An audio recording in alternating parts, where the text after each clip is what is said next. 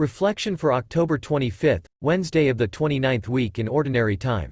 Luke chapter 12 verses 39 to 48. Gospel. Luke chapter 12 verses 39 to 48. Jesus said to his disciples, "Be sure of this. If the master of the house had known the hour when the thief was coming, he would not have let his house be broken into. You also must be prepared, for at an hour you do not expect, the Son of Man will come." Then Peter said, "Lord, is this parable meant for us or for everyone?"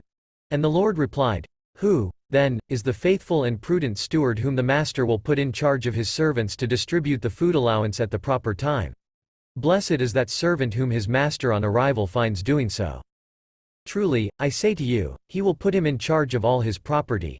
But if that servant says to himself, 'My master is delayed in coming,' and begins to beat the menservants and the maid servants, to eat and drink and get drunk, then that servant's master will come on an unexpected day and at an unknown hour and will punish the servant severely and assign him a place with the unfaithful. That servant who knew his master's will but did not make preparations nor act in accord with his will shall be beaten severely. And the servant who was ignorant of his master's will but acted in a way deserving of a severe beating shall be beaten only lightly. Much will be required of the person entrusted with much, and still more will be demanded of the person entrusted with more. Reflection. When a typhoon is about to hit a certain area, the government would always remind its citizens to be prepared or even relocate to a safer place for a period of time.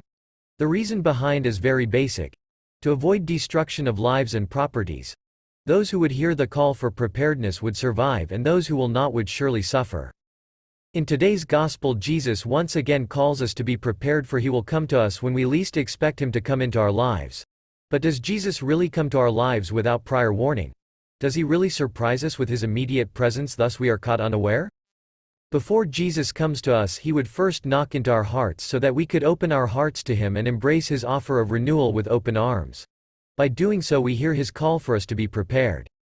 But for those who would pretend not to hear, even if they hear, those who would continue with their sinful lives even if Jesus is calling him, her for renewal, they would be awakened to the sad reality of life, and this sad reality is the sufferings that they will face, for the reason that they did not listen to Jesus.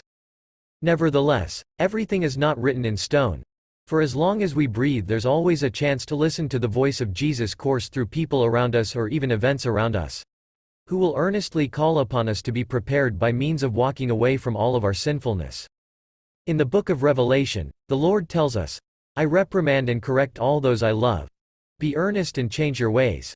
Look, I stand at the door and knock. If anyone hears my call and opens the door, I will come into him and have supper with him." Revelation chapter 3 verses 19 to 20.